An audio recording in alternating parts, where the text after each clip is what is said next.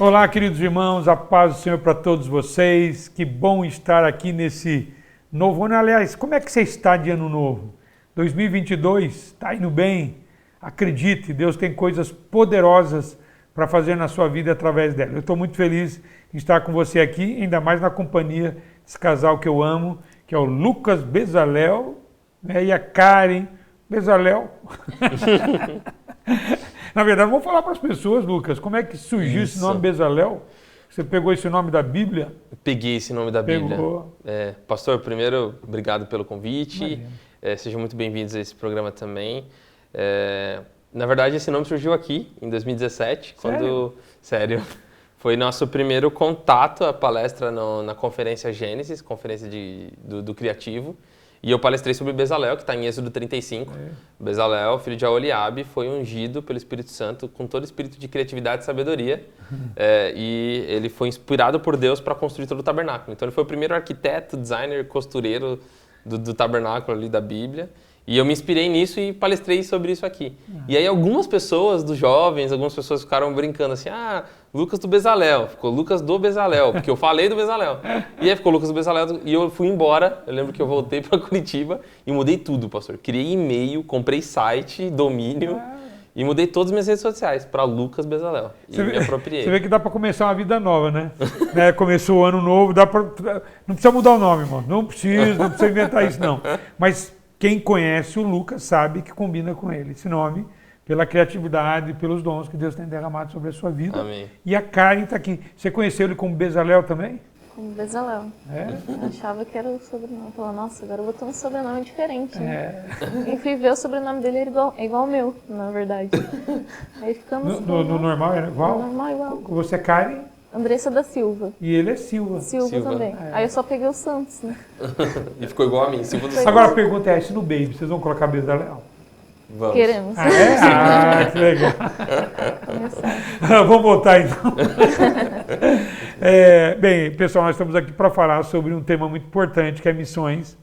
Ainda mais no início desse ano tão importante. Nós estamos focados no evangelismo, focados para trazer pessoas aos pés do Senhor Jesus. Eu fiz questão de falar com o Lucas, com a Karen, que eles têm chamado missionário, não é? E têm se dedicado para isso, né? Não é de agora, desde que eu os conheço, eles sempre falam sobre missões. E eu gostaria de conversar um pouco aqui com vocês sobre missões urbanas, não é? E missões transculturais, e a importância disso tudo. A gente pode começar, então, eu vou até fazer um desenho aqui, mas a gente poderia começar com missões urbanas? Para você, tá bom? Pode. Pra vocês, tá Com bom? certeza. Então vamos falar sobre missões urbanas. Sabe por que eu queria falar sobre isso? Para a gente aguçar, Lucas e Karen, nesse ano, como é que as pessoas podem viver essa experiência? Porque é triste passar o ano, terminar o ano, e ele pensar assim, puxa, não falei de Jesus para ninguém. Não ganhei uma alma para Jesus no ano inteiro. Entendeu? Isso não é bom, né? Porque a única forma de alguém chegar a ser discípulo do Senhor Jesus é através do discípulo. Sim. Não é? Porque discípulo forma discípulo. Verdade. Então, fala um pouquinho sobre missões urbanas. Ok. Tá? Fala um pouquinho sobre isso. Vamos lá. Primeira coisa que a gente precisa entender, né, pastor, a respeito disso, é uma frase do Charles Spurgeon, que eu acho que ela é muito forte. Ele diz, todo cristão ele é um missionário ou ele é um impostor. Todo cristão é um missionário ou é um impostor. E o que é o cristão que é missionário? É que sua vida é missional. Então a primeira coisa que a gente precisa entender é que a nossa vida deve ser missional. Nossa vida no trabalho deve ser missional, nossa vida na rua, na faculdade, na escola, ela é missional. Então quando a gente entende isso, a minha vida eu vou para o caminho do trabalho pensando, Espírito Santo, com quem vai ser tocado pelo Evangelho hoje? Eu vou para a faculdade pensando, quem vai ser tocado pelo Evangelho hoje? E a minha vida é voltada para isso. Logo, esse trabalho de missões, ele acontece a partir da minha vida, a minha existência é para isso. Quando eu acho que missões ela é uma atividade que nós fazemos enquanto ministério como um projeto, aí eu tento encaixar na agenda. Sim. Mas os discípulos não encaixaram na agenda quem Jesus era. Na verdade, foi a vida deles. E quando o sermão era duro demais para eles conseguirem suportar, Pedro olha para Jesus e fala, a minha vida não tem mais sentido se eu sair daqui. porque só tu tens as palavras de vida eterna. Então, se eu sair daqui, a minha vida, eu não vou voltar a pescar. O que eu vou fazer? Então, ou seja, missões não era um projeto, não era um plano de carreira. Missões era a vida das pessoas. E acho que isso impactou muito dentro de missões urbanas. A gente pode falar, por exemplo, Conde Zinzendorf. Então, Conde Zinzendorf, junto com os morávios, eles só oravam e adoravam. E eles fizeram um propósito, pastor. Nós não vamos trabalhar se a gente não orar primeiro. E eles começaram a orar e depois trabalhar. O que aconteceu? As mães subiam nos telhados e começavam a adorar e chorar, porque elas estavam vendendo os seus filhos como escravos para ser missionários em outros lugares. Agora, a gente entende que muitas vezes a gente pensa que missões só é esse trabalho, né? Voltado para o transcultural ou voltado para, nossa, vou deixar meu filho ser missionário, ele vai morrer em algum lugar. Mas não, missões, ela pode começar sim a missões urbanas. E uma diferença que a gente precisa fazer é a de missões e do evangelismo. Porque o evangelismo, ele é o conjunto dos ministérios de misericórdia. Ou seja, ajudar o órfão, a viúva, ajudar aquele que está com fome, vestir aquele que está nu. Todo esse trabalho das bem-aventuranças, do Sermão do Monte, é voltado para o evangelismo, da pregação do evangelho nas ruas. Agora, missões tem a ver com povos não alcançados. E mesmo que seja urbana, a gente pode entender que na nossa região existem povos não alcançados que a gente não alcança dentro de missões urbanas, como, por exemplo, os surdos. Então, os surdos hoje no Brasil são um dos maiores povos não alcançados. Nós temos tribos indígenas no Brasil que não são alcançadas e também quilombolas que não são alcançadas. A gente nem tem ideia disso. Que nem tem ideia. As pessoas não têm ideia, mas tem muita gente no Brasil. No Brasil. Agora, só antes de eu fazer uma pergunta pitoresca aí para a Karen, bem específica, na verdade, a grande questão é o seguinte, tem gente que pensa, né? Você falou o evangelismo. Acho que o missionário transcultural ele começa no evangelismo, né? Ele tem paixão por evangelismo, desde sempre. Ou seja, se você não evangelizar em casa, na rua, é muito complicado você ir do outro lado do mundo. Faz sentido, né? Faz sentido. Mas assim, Deus chama as pessoas. Sim. Todos nós somos chamados. Sim. Então, você está falando de missões transculturais ou contou alguma coisa sobre missionários. Mas assim, a gente precisa, talvez a igreja precisa ajudar você a entender isso, que Deus chama um advogado para ser instrumento de Deus no exercício da advocacia. Sim. Deus chama o político, o cristão, para ser missionário lá, o esportista, o médico, o operário, o motorista, o mecânico, todas as funções onde nós estamos, nós somos instrumentos de Deus. Você falou de uma frase que eu gosto de falar para o meu time, né? Para as pessoas que estão próximas de mim. O meu sonho é que todo membro da igreja, antes de sair de casa, ele faça uma oração: Senhor, quem que eu posso ajudar hoje?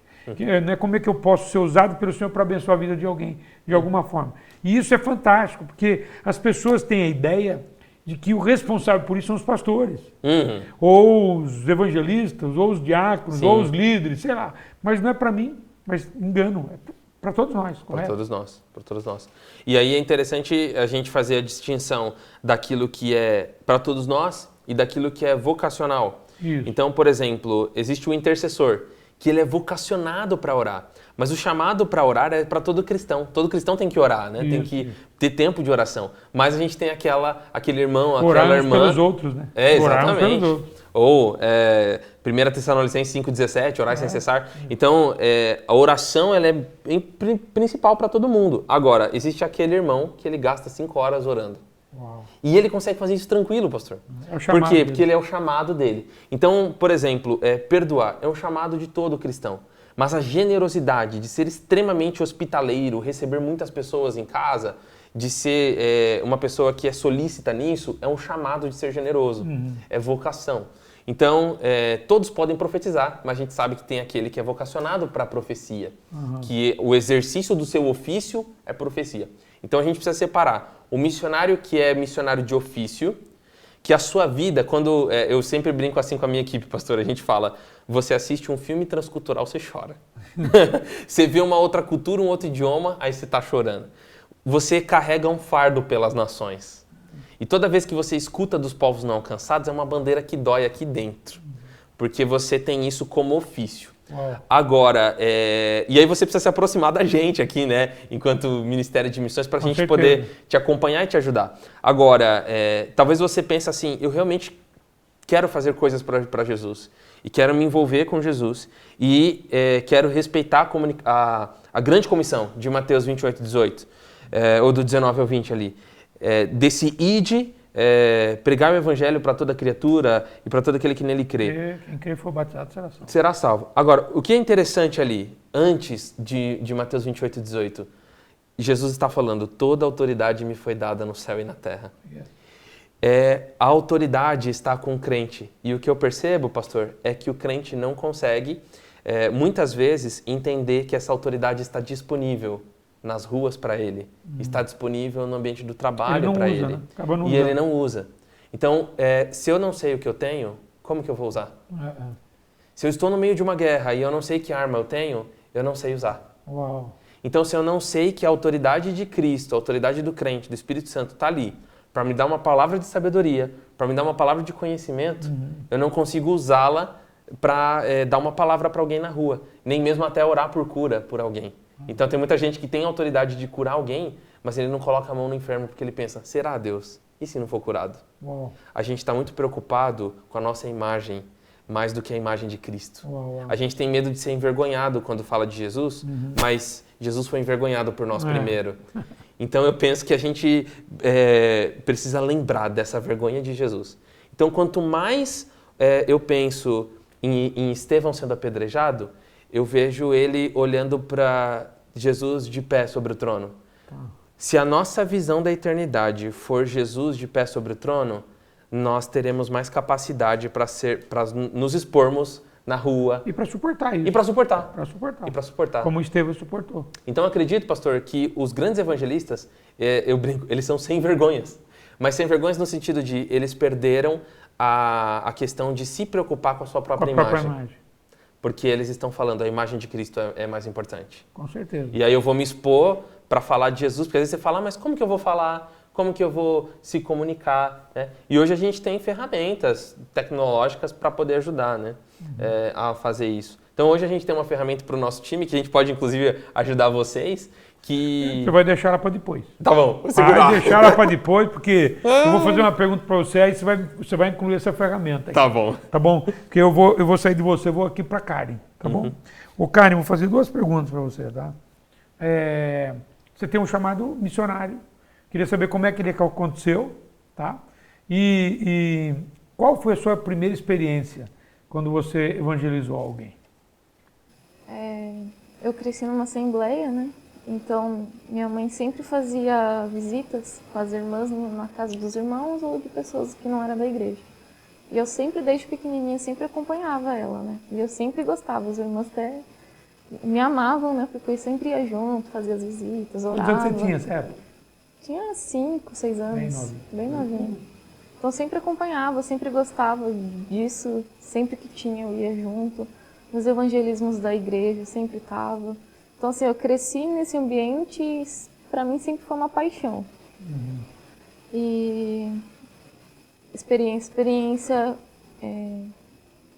eu fui ter em 2017, que eu fui para o Rio de Janeiro, fiz uma viagem missionária. Uau! Eu fui no Lixão do Gramacho, na Cidade de Deus, aquela favela, né?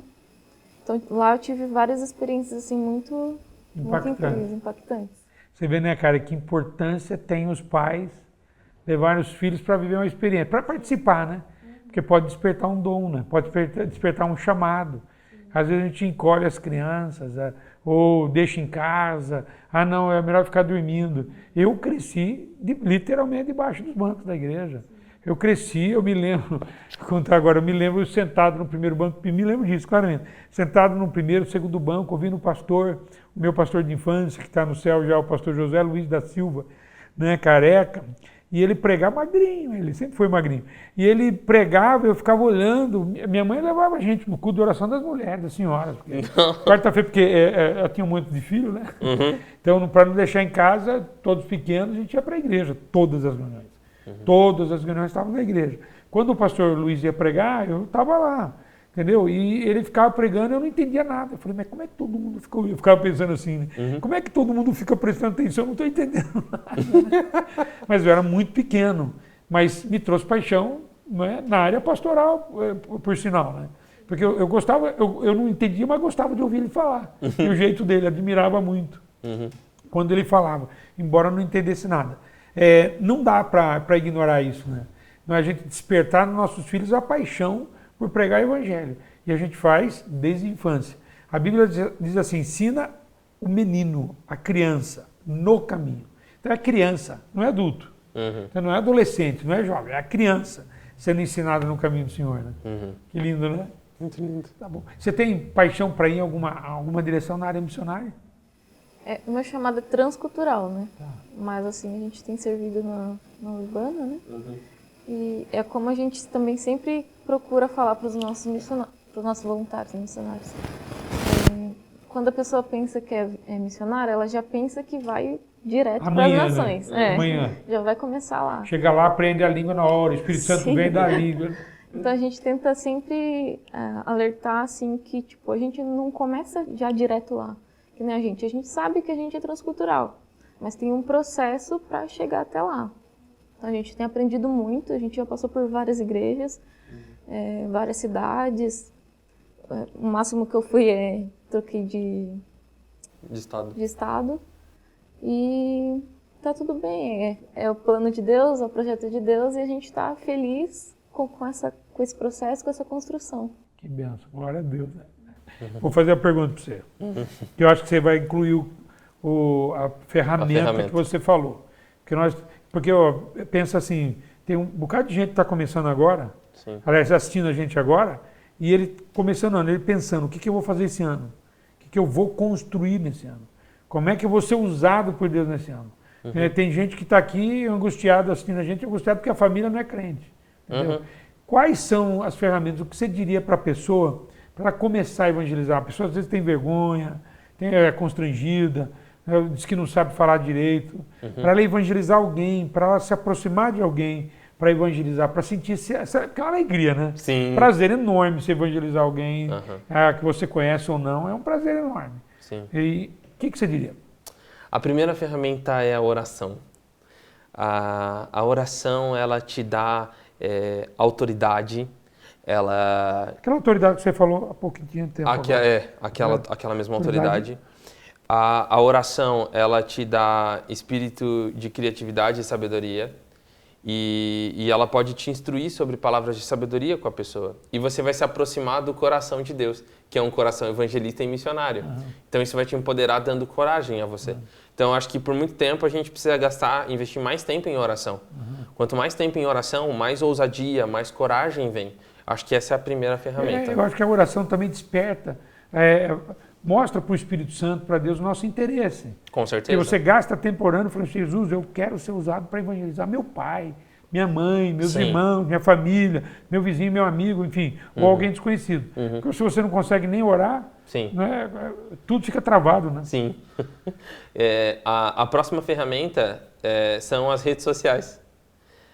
As redes sociais são uma ferramenta maravilhosa que você vai alcançar não só a sua família que te segue, que te acompanha, como também seus amigos, as pessoas do trabalho que te acompanham, que estão ali vendo suas redes sociais. Então, muitas vezes a gente tem muito medo do linguajar cristão, das coisas que a gente vive como crente. Então, como crente, a gente vive testemunho todo dia. Então, passou uma semana, você vive um testemunho de um culto, de uma realidade diferente. As pessoas do mundo não estão acostumadas com esses testemunhos.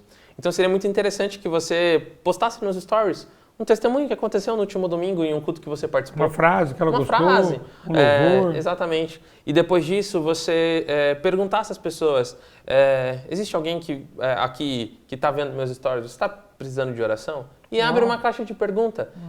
Você é curioso sobre Deus? Você é curioso sobre espiritualidade? Necessariamente, você não precisa...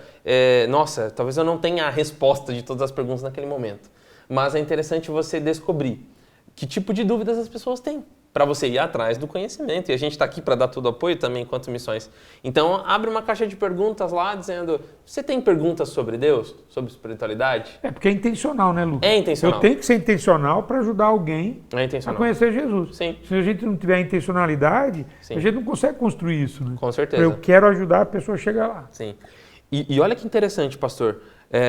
Como a indústria cinematográfica percebeu, segundo as pesquisas, a sede das pessoas por espiritualidade, se elas não encontram em Deus, elas encontram nas coisas ruins. E é por isso que os filmes da atualidade falam muito sobre magia, sobre coisas sobrenaturais, sobre pessoas com poderes extranaturais, Heróis, né? heróis, super-heróis. Por quê? Porque a alma do homem tem uma sede, a sede do sobrenatural. Uau.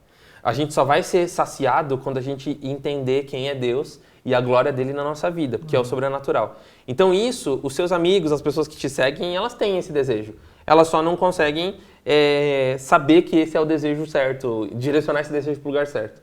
Então, a curiosidade a pessoa tem. A gente precisa responder essa curiosidade. Esse é o primeiro ponto. Aí a gente tem uma ferramenta chamada... Essa aí? Essa ferramenta. Você falou oração e redes sociais. Isso. A terceira ferramenta se chama Mission Hub. Mission Hub. Mission Foi Hub. você que fez essa ferramenta? Ela, não, foi criada pela Cruzada Estudantil. A Cruzada Estudantil foi fundada pelo pastor Bill Bright nos Estados Unidos e ela começou nas universidades e isso alcançou o mundo inteiro. Fala de novo o nome, para que a pessoa anote. Ok. Vai lá. O nome da ferramenta é Mission, como se fosse missões em inglês, e Hub, H-U-B. Mission Hub. Você pode baixar na Google Play, pode baixar também na sua plataforma digital, né? Tá. E esse aplicativo é gratuito. Como que acontece? Você cadastra o seu amigo ali. Você vai colocar o nome dele primeiro. Então você vai colocar João, Maria, Jesus, Só assim, enfim. sem sobrenome. Só o nome. Embaixo você vai colocar ali, ele é da sua família? Ele é seu amigo, seu vizinho? Ele é do seu trabalho? Aí você cadastra. Depois disso você coloca o mapa de curiosidade. Se ele é curioso sobre Jesus, se ele conhece Jesus, mas não segue Jesus, Sei. se ele está seguindo Jesus e está crescendo, e se ele é maduro e hoje ele já está seguindo outras pessoas. E o que é legal, pastor, o aplicativo dá dicas de como você orar para aquela pessoa, de como você perguntar para ela sobre Deus e você ensinar ela. Ajuda a pessoa a começar Sim. o trabalho de evangelismo. Ele dá passo a passo de como fazer o trabalho evangelístico. Uau. Inteiro. E aí, depois de todo esse passo a passo, você pode ativar o alerta. E o celular te lembra para você orar. O celular te lembra. Já usou? Já usei. Então eu tenho aqui no meu celular várias pessoas, professor, cadastradas aqui que eu acompanho e que eu estou orando e evangelizando por elas. E aí muito legal, porque eu usei esse aplicativo com um amigo meu, que eu conheci por causa de um trabalho, e ele fumava. E ele tinha uma dificuldade com o fumo, com o cigarro. E uma vez ele conversando, falando, Lucas, obrigado, porque toda vez que eu estou com você eu sinto muita paz. E a gente conversando e tudo mais, esses dias ele me mandou mensagem, usando esse aplicativo, e ele mandou mensagem dizendo, Lucas, eu fiz um desafio para parar de fumar. Uau. O Espírito Santo, eu nunca tinha falado isso para ele. E ele já está há 2 meses sem fumar. E está perguntando sobre Jesus, sobre o Espírito Santo, quem é Deus, quem Deus é. Foi bom você falar isso, porque tem gente que talvez esteja pensando assim, mas eu vou ter que resolver muitos problemas, as pessoas vão vir com seus problemas. Não, a gente não precisa resolver nada. A gente precisa apresentar Jesus. Deixar a pessoa se aproximar dele, sim, de alguma forma, sim, orando por ele, inclusive. Isso. Né? Que aí Deus vai dando a solução para a vida dele, né? Exatamente. No caso, o rapaz aí se despertou, isso, né, voluntariamente a deixar o cigarro, né? Isso. Porque o código de evangelismo de Jesus é contrário da movimentação que a gente sempre fez. A gente faz o seguinte, né, gente? A gente convida as pessoas para um culto, porque a gente quer exportar a experiência que ele vai ter com Deus para aqui, para a reunião. Transferir também a responsabilidade do evangelho para o culto, para os irmãos, pastor, para o líder louvor. Não gostou? Foi culpa dele. Exatamente, a responsabilidade do culto. Então a gente quer trazer a pessoa para o culto, depois do culto. Desculpa, pessoal, continua convidando. Não tem problema não. O órgão também é uma ferramenta. Também é uma ferramenta. Mas a mais poderosa é a pessoal. Isso. Com certeza. E aí a gente faz um processo também que é falar sobre a pessoa, sobre o inferno, sobre a realidade do céu e do inferno. A gente pede para a pessoa se arrepender antes de criar relacionamento. E o que Jesus fez foi, o primeiro passo de Jesus é honra. Ele honrava as pessoas. E honrar é escutar a sua história, é sentar e comer junto com você, sentar na sua mesa. Então, tanto é que Jesus foi conhecido como comilão e beberrão, porque ele estava com as pessoas nos lugares que elas estavam. Ele estava numa festa multiplicando vinho no casamento. Então, Jesus estava nesses ambientes, vivendo com essas pessoas, honrando elas. Depois disso, você cria amizade. Depois que criou amizade com alguém, Jesus chama para perto e chama para mesa, chama para conversar junto. No ambiente de amizade e confiança, aí você pode confrontar porque é amigo. Aí você tem espaço para arrepender. Rapaz, eu tô lembrando de Pedro com Jesus, né?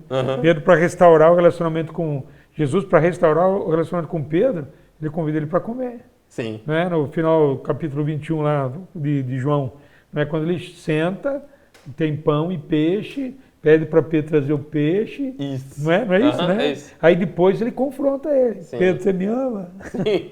É verdade, cara. O relacionamento para pregar o evangelho é fantástico. Isso.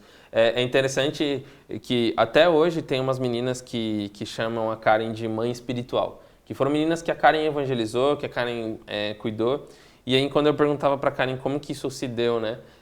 Se deu a partir dos relacionamentos. A partir das pessoas que ela acompanhou em tempo de mesa. Mesa é muito importante. Então, uma pesquisa diz que 75% das famílias brasileiras não comem mais na mesa. Uau! As pessoas comem nos quartos, comem sozinhas, comem Frente a uma afastadas, TV. frente a uma TV. E a família não come sozinha.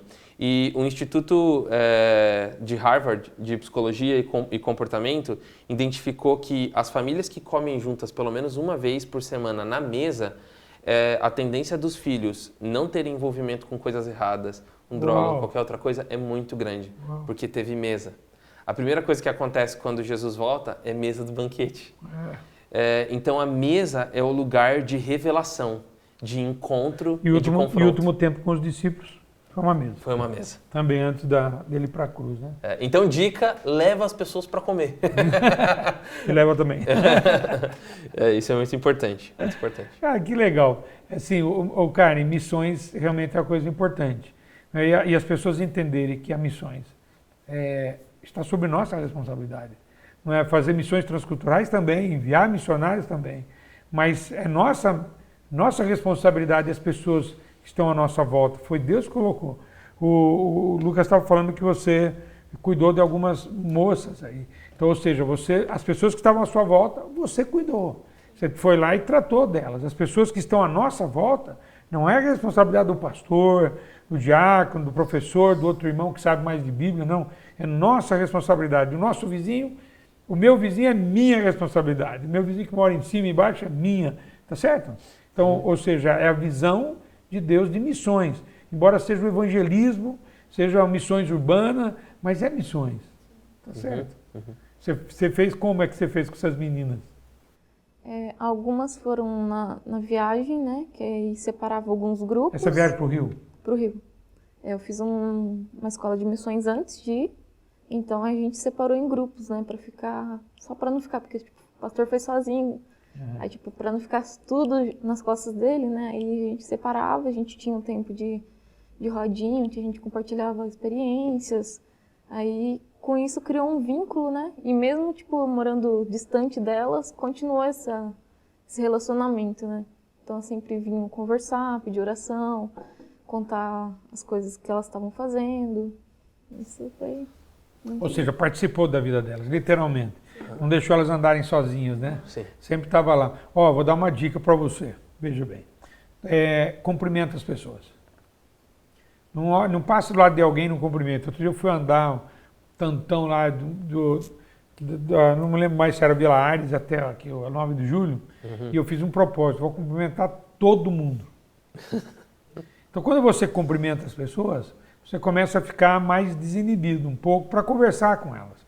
Eu cumprimentei todas as pessoas. Algumas pessoas não me respondiam, a maioria delas respondiam, poucas respondiam com muita desenvoltura, porque na verdade a vergonha não é só sua, é da outra pessoa também. A outra pessoa com quem você está falando, ela também tem dificuldade de se abrir, de contar ou de se aproximar das pessoas. As pessoas estão assim, ainda mais agora, na pandemia, né? Sim. Né? Com essa pandemia ainda assustando a gente, as pessoas têm medo disso tudo. Então, cumprimenta o porteiro do prédio, cumprimenta o vizinho, cumprimenta o padeiro, entra no ônibus, cumprimenta o motorista, cumprimenta as pessoas que estão do lado, entrou numa clínica, no hospital, cumprimenta todo mundo. A minha mãe faz isso, ela entra no tratamento dela, entrando no hospital, cumprimentava as pessoas e já abria o caminho para o evangelismo, né? Porque o evangelismo não é você só abrir a Bíblia e começar, porque Deus amou o mundo. Você vai chegar nessa fase. Mas ele começa, como você falou, como a Karen estava falando agora, de participar, de conhecer a pessoa, de chegar próximo dela. Nada melhor que cumprimentar. Sim. Você chegar, vai abrindo. De repente você está num ônibus, todo lado. Nós estamos dando algumas dicas aqui para você chegar no final de 2022 e falar, ganhei pelo menos um para Jesus. Com certeza. Certo? Você senta no ônibus do lado do cidadão, cumprimenta a pessoa. E depois fala, puxa, o tempo hoje está chovendo, hein? Não é? Começa a iniciar uma conversa. Posso contar um negócio? Que Pode. Lembrei do meu pastor, querido pastor Jorge. Então, o pastor Jorge, para falar de Jesus para alguém, então todas as vezes que ele saía para o mercado, e ele queria falar de Jesus para alguém, não é? Queria ver se o nome da pessoa está no livro da vida, lá, aquela coisa toda. Então ele chegava lá no mercado e ele meio constrangido. Então, é uma coisa incrível isso. Ele chegava perto da pessoa, fazia que dava uma resbalada assim, né? Me perdoa. Aí o meu perdoa já era. Aí perguntava, como é que você chama? Aí ele continuava, ficava 1 hora conversando com a pessoa no mercado. Nossa. Entendeu? Quando eu fui com ele para a Argentina, no voo, ele sentou do lado da pessoa e ficou, perguntou o nome, conversou. Ele falou com as aeromoças, foi perguntar o nome. E não é que Deus usou ele, falou de que uma mulher estava sendo perseguida pelo diabo. E ele foi procurar quem que é a pessoa, encontrou a pessoa lá no avião. Nossa. Então, ou seja, ele se abriu, na verdade, até na Polícia Federal, ele falou de Jesus pro policial da Polícia Federal. Ele começou aquela conversa, não sei o quê, conta uma coisinha que não tem nada a ver, daqui a pouco. Nossa. Você está entendendo? Ou seja, se a gente ficar de boca fechada, não tem como fluir isso. Sim. Tá certo ou não? Com não certeza. tem como fluir você falar de Deus se você ficar com a boca fechada. Então abre a boca, começa a falar, começa a cumprimentar as pessoas, sorria para elas no trânsito, deixa a pessoa passar na tua frente no trânsito, né? Fala, vai com Deus, Deus te abençoe. Tudo isso ajuda muito a gente no dia a dia para você falar de Jesus. Sim. E eu lembrei de uma história, pastor, você falando isso. Eu era adolescente, eu tinha 12 para 13 anos e eu li um livro chamado Café Espiritual, do pastor Bill Johnson. E ele conta as histórias sobrenaturais que aconteceram na igreja Bethel, né? Na igreja Bethel Church.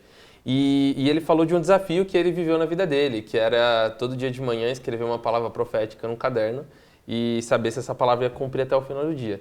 Eu não compro um caderno, e aí todo dia de manhã cedo Você fez isso também? Fiz. E aí eu pedia, Senhor, eu ficava assim uns 15 minutos orando, Deus, me dá uma palavra profética para alguém hoje até o final do dia. E aí eu escrevia lá, vinha, né, o Espírito Santo ministrava alguma coisa e eu escrevia. Essa pessoa está passando por dificuldade financeira, ponto. E é uma pessoa num carro cinza escuro.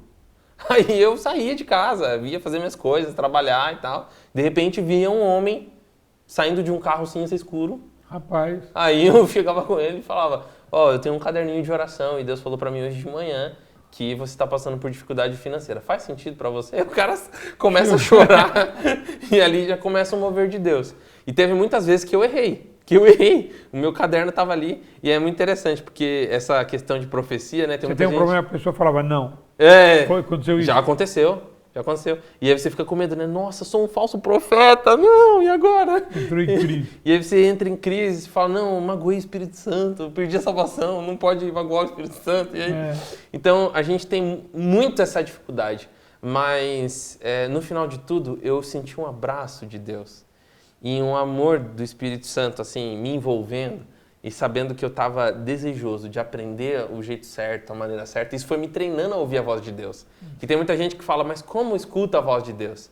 Então, quando a gente treina a escutar a voz de Deus... É como uma criança, né? Como a criança ouve e não entende. Não entende. Então, falou, não ouviu, né? Porque não entende o que é, não entende o porquê, não entende nem a fala. A fala. Então, é como uma criança.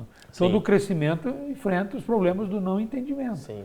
Eu não entendo tal coisa, não sei tal coisa, não enxergo tal coisa. A criança não pode pegar um objeto num lugar mais alto que ela não enxerga. Sim. Então tudo isso é o processo de crescimento. Com Acredito certeza. muito nisso, Lucas. Com certeza. Acredito muito nisso. E aí, o que você está afim? Não é? Começou 2022 e eu tenho uma notícia para te dar. Ele passa rápido, chega no seu final e aí eu não sei se você vai chegar lá no final com alegria de ter levado alguém a conhecer Jesus. Isso é a maior alegria.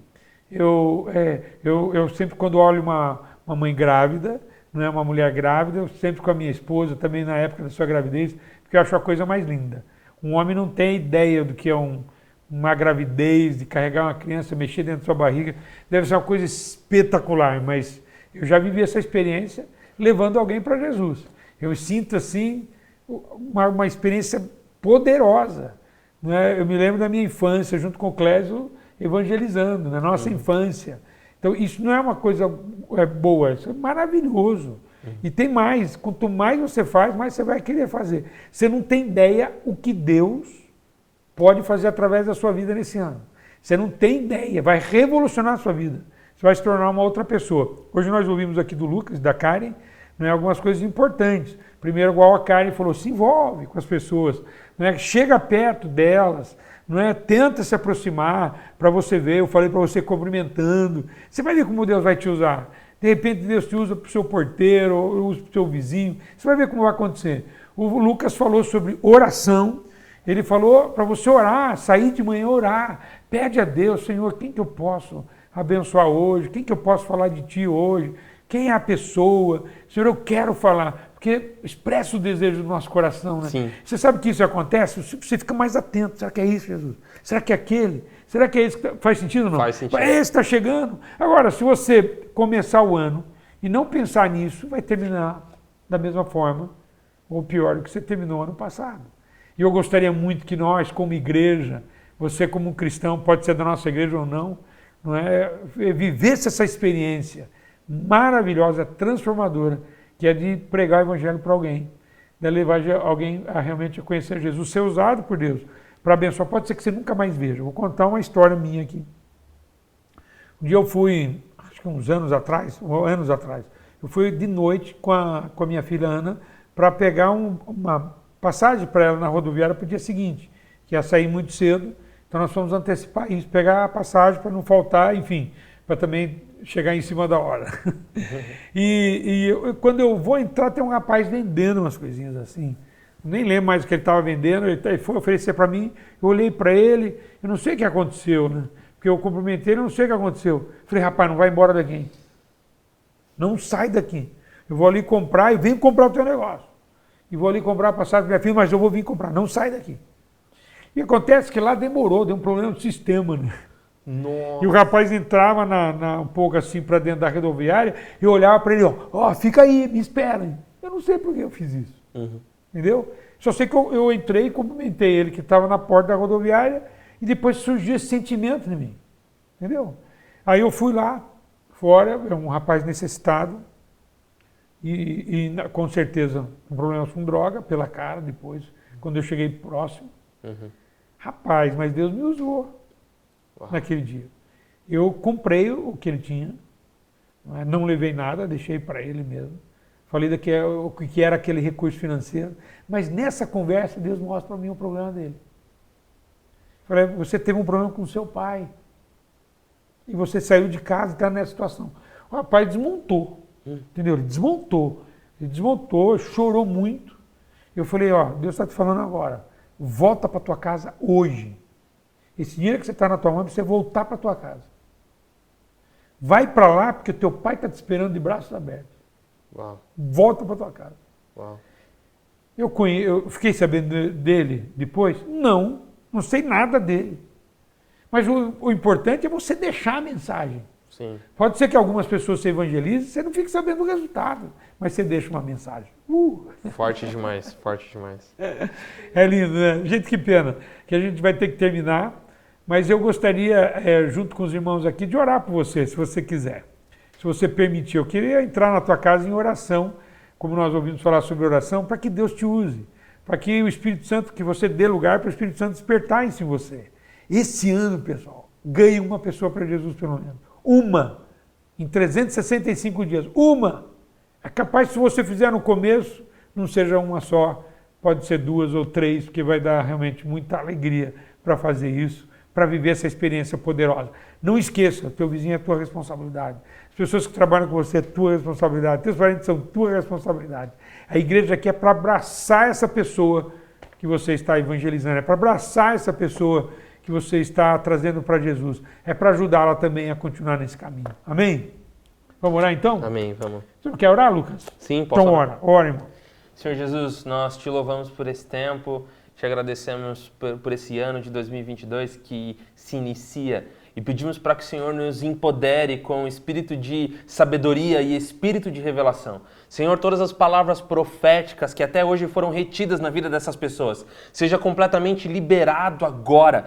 Ó Pai, todo travar com medo, insegurança, Senhor, sentimento de desistência, de que não sabe seu chamado, Senhor, traz clareza no chamado, traz clareza do seu propósito, da sua missão, e que essas pessoas possam ser empoderadas pelo Espírito Santo para fazer a tua vontade. Sim, de Pai. maneira extraordinária. Senhor, que a colheita seja 100 por 1. Que a colheita, Senhor, seja maravilhosa e que através da vida dessas pessoas, da boca delas, Senhor, seus pais, seus irmãos, suas irmãs, seus primos, seus tios, sua família, seus amigos do trabalho, seus vizinhos sejam completamente alcançados e que a glória do Senhor Deus alcance Amém, toda a terra e que o conhecimento da glória de Deus cubra a terra como as águas cobrem Amém, o mar, papai. e então venha o fim. E nós dizemos, Maranata, a hora vem, Senhor Jesus. Amém, Jesus. Amém, Senhor. Amém, em nome de Jesus, amém. Que Deus te desafie nesse ano fantástico. Então,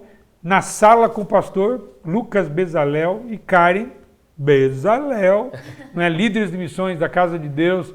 E você chega, né, Lucas? Vem para o ministério. Sim. Ah, pastor, eu não quero ser missionário, não quero ir para outro país. Fica tranquilo, você vai aprender muito, especialmente a cuidar das pessoas. Que Deus seja contigo. Um abraço no coração, até a próxima na sala com o pastor.